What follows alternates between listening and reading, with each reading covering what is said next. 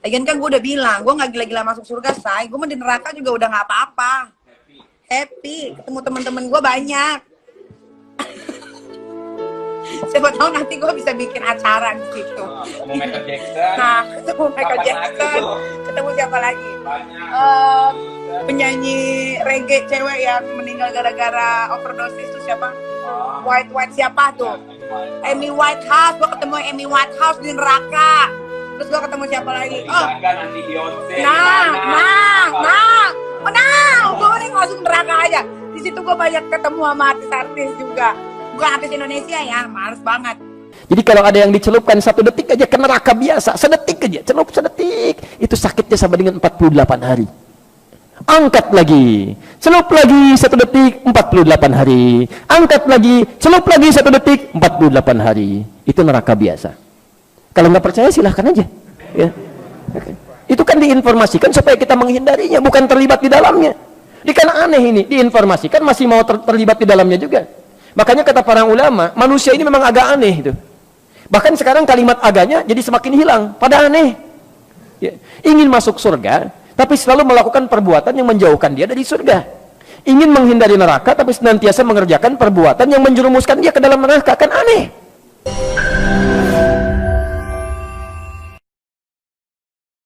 Jangan lupa subscribe, like, and share. Inna akramakum indallah, yang paling mulia di antara kamu di sisi Allah, atqakum, yang paling takut kepada Allah. Ramai kita di rumah Allah ini, yang paling kaya kah yang paling mulia? Tidak. Yang paling ganteng dan paling hebat kuasanya kah yang paling mulia? Bukan. Yang paling berilmu, buya, kiai, ulama, apakah dia yang paling mulia? Tidak ada jaminan. Tapi yang paling takut kepada Allah subhanahu wa ta'ala, takut terjerumus dalam riba, takut terjerumus dalam syubhat, takut makan haram, sehingga dia biarkan dirinya dalam kesusahan, susah dalam pandangan manusia, melarat dalam pandangan orang kaya, tapi hidup mulia dalam pandangan Allah, para malaikat, nabi dan rasul. Hari ini orang itu dikatakan bodoh, hari ini dia dikatakan goblok, hari ini dia dikatakan kamu tolol sekali. Mengapa tidak kamu pakai kekuasaanmu? Mengapa tidak kamu pakai kesempatan? Hidup hanya sekali, pakailah sesuka hati. Tapi dia takut kepada Allah subhanahu wa ta'ala. Pagi dan petang dia katakan, Allahumma ajirna minan nar, Allahumma ajirna minan nar, Allahumma ajirna minan nar. Selamatkan kami, aku, istriku, anakku, keluargaku dari api neraka ya Allah. Betapa kehidupan yang singkat, tapi di tengah hidup yang singkat ini banyak yang tidak sadar, sehingga azab yang dia terima lama, berkekalan, khalidina fiha abada, kekal selama-lamanya.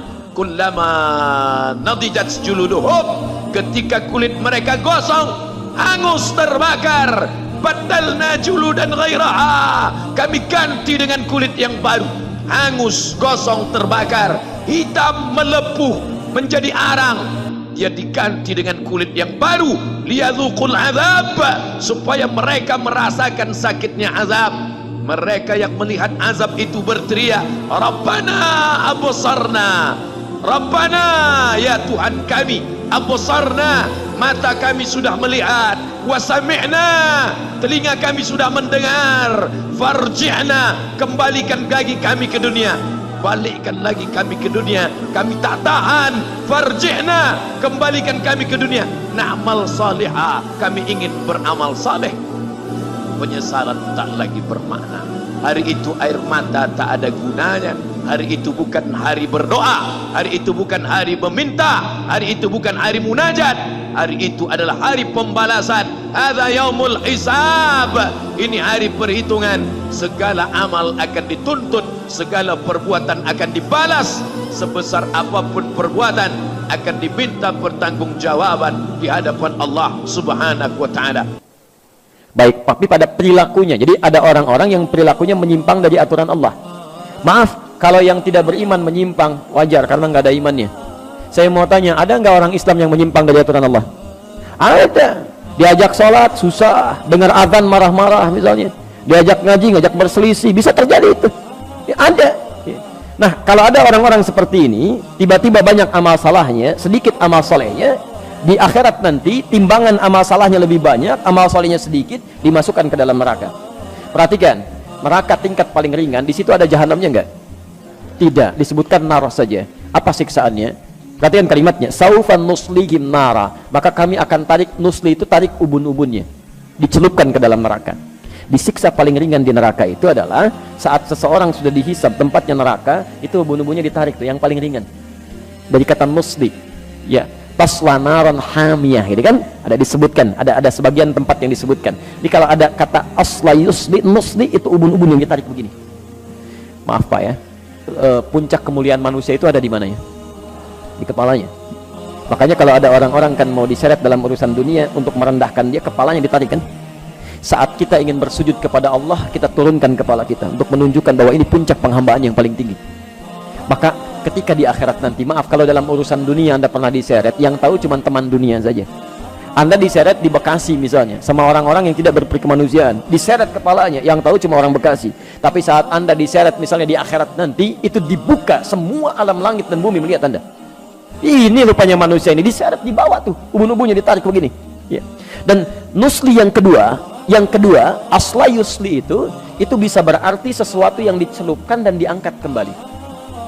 Pernah bikin teh celup? Teh celup pernah? Halo? Ya, teh celup itu kan masukkan, angkat begini ya, masukkan, angkat. Nah, ini neraka yang paling ringan siksaannya, diambil ubun-ubunnya, dicelupkan ke neraka, angkat begini, celupkan, angkat. Jadi ada malaikat yang memang tugasnya cuma celup, angkat gitu, ya. Bukan angkat biasa, bukan celup biasa. Kullama nadijat juluduhum, begitu dicelupkan begini, hancur semua tubuh plus dengan kulitnya. Kenapa di sini disebutkan kulit? Ya, kulit sebagai perwakilan dari seluruh anggota tubuhnya, karena kulit ini bagian dari indera perasa yang sangat tajam, ya, pekat.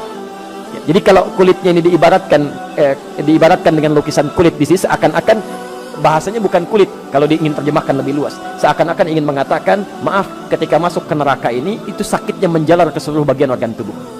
Bukankah saat kulit itu kena, kemudian yang lain merasakan? Ya. Maka kata Allah, saya akan buat rasa nih, ketika dicelupkan semua organ tubuhnya merasakan. Jelas ya?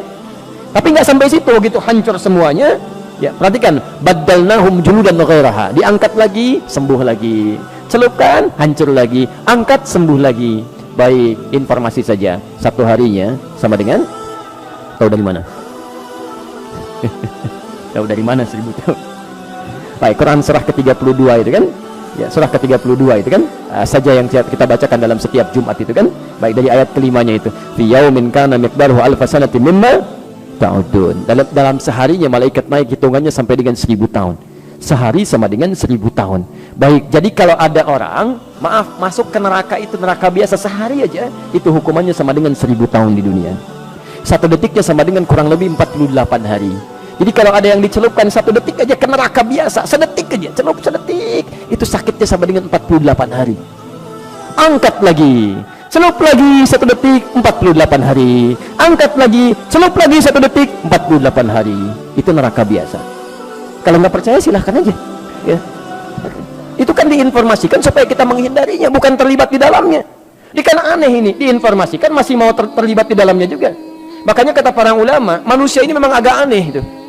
Bahkan sekarang kalimat agaknya jadi semakin hilang, pada aneh ya. Ingin masuk surga tapi selalu melakukan perbuatan yang menjauhkan dia dari surga. Ingin menghindari neraka tapi senantiasa mengerjakan perbuatan yang menjerumuskan dia ke dalam neraka, kan aneh. Sudah sadar akan meninggal, Bapak Ibu, ada yang tidak meninggal di sini? Ya, akan meninggal. Kapan meninggalnya? Ya, bisa terjadi kapan saja. Hari ini mungkin. Nah, ini yang paling aneh. Sudah tahu akan meninggal dan kapan saja bisa terjadi, masih bermain-main dalam kehidupannya. Dan masih sempat berbuat maksiat gitu. Makanya kata para ulama, kalau Anda ingin terjaga dari keburukan, selalu ingin baik, coba rasakan setiap terfikir berbuat yang tidak baik, rasakan seketika akan meninggal. Ini ada minuman, bukan minuman Anda. Begitu Anda mau ambil begini, nantilah saya bilang nanti sekalian. Rasakan, begitu Anda ambil, Anda mau teguk itu, malaikat maut datang menjemput Anda. Itu insya Allah akan selalu dijaga, Pak. Anda masuk ke kantor sendirian, di ruangan kantor, mau tanda tangan proyek itu kan, yang nilainya miliaran, tapi dengan cara yang salah, haram. Padahal sholatnya dikerjakan, ikut taklim juga, godaan tidak biasa. Bayangkan ketika tanda tangan itu, malaikat maut datang menjemput Anda. Itu paling gampang. Paling gampang. Antum kajian, temannya sedang wudhu, penanya di situ mau nulis cepet-cepet, nanti bilangnya lah gitu kan. Antum nggak ada pena, tiba-tiba ngambil pena temannya, tulis dulu gitu kan. Hati-hati, antum belum aman tuh. Ya, dianya memang sedang wudhu, Anda berniat nanti sekalian pas pulang saya bilang, tadi saya pinjam pulpen kamu gitu kan. Tapi apakah Anda bisa menjamin Anda bisa bertahan dalam kehidupan sampai dia kembali dari wudhunya? Belum tentu. Karena itu hati-hati gitu. Ya, hati-hati, bertakwalah pada Allah Subhanahu wa taala. Hidup kita itu terjamin, ya, terjamin dalam nuansa kapan saja bisa pulang. Jelas di sini? Baik. Saya kembalikan dulu ke bahasan kita sekarang. Yang di neraka biasa saja hukumannya sudah seperti itu. Bagaimana dengan neraka jahanam? Neraka jahanam itu jangan tunggu sampai ke nerakanya. Di alam kubur aja sudah mulai ditampakkan itu. Nih tempat kamu ini nih. Quran surah ke 40. Ya. Ghafir atau Al-Mu'min nanti dibaca kemudian saja, dibuka nanti dari ayat ke-45 sampai ayat 47-nya. Ya.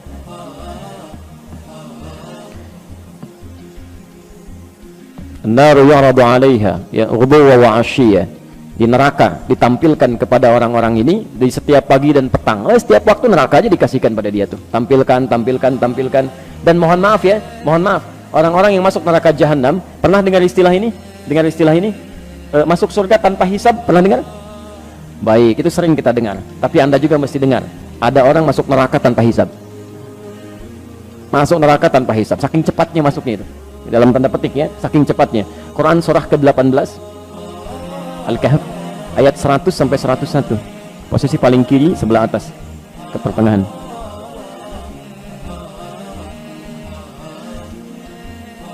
Nah, jadi orang-orang yang masuk neraka ini yang cepat sekali, seakan-akan nyaris tanpa hisab, yang masuk itu bukan neraka biasa. Kalau neraka biasa masih ada amal, Pak. Ini amal cari-cari sampai yang sunnah-sunnahnya itu. Begitu tidak juga ketemu, banyak amal jeleknya, yang salahnya, ya sudah neraka dia. Tapi jahanam tidak. Wa aradna jahannama yawma idzil kafirina arba. Jadi saat hisab itu, proses di hari kiamat, nanti kita akan saksikan sendiri, wallahu a'lam bissawab. Saat orang boleh melihat, ya maaf ya, ada orang yang cepat melewati sirat tuh, cepat langsung masuk ke surganya.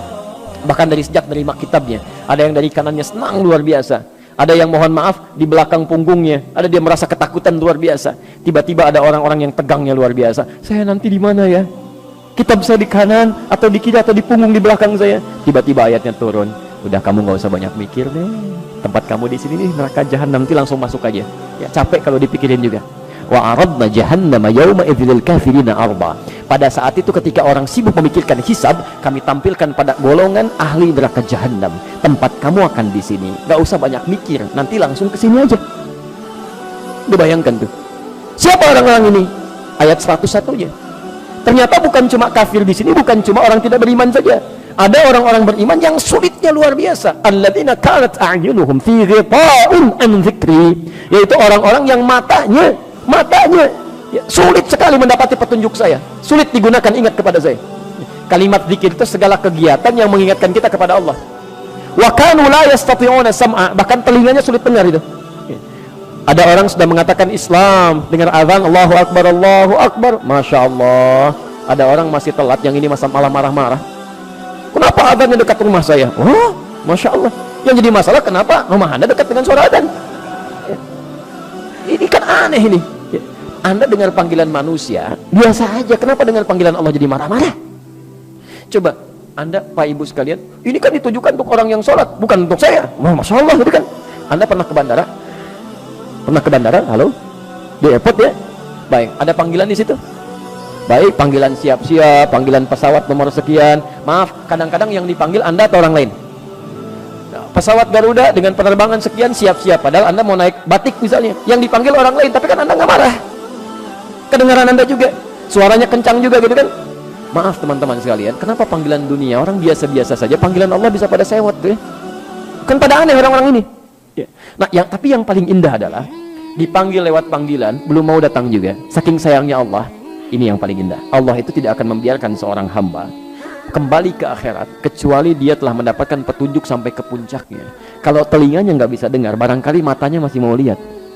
Dia nggak mau ke masjid, belum ke masjid, tiba-tiba diperlihatkan di depan matanya orang mulai berangkat. Dari orang dewasa, anak kecil, orang sudah mulai masuk ke masjid, dia masih betulin mobil begini gitu kan, mulai lewat, Pak, Assalamualaikum, Waalaikumsalam, nggak dilihat juga begini, lewat, sampai anak kecil, Om, masjid yuk, udah nanti Om nyusul, Masya Allah, ke masjidnya enggak gitu kan. Nah, orang-orang seperti ini yang sulit diingatkan saat di dunia, itu bahkan langsung disebutkan, udah neraka jahanam, kalau dia tidak bertobat selama hidupnya. Nah sekarang perhatikan sini, orang yang membunuh ini, kalau ada niat pembunuhan dalam dirinya, maka tempatnya paling minimal di neraka biasa dengan siksa seperti tadi.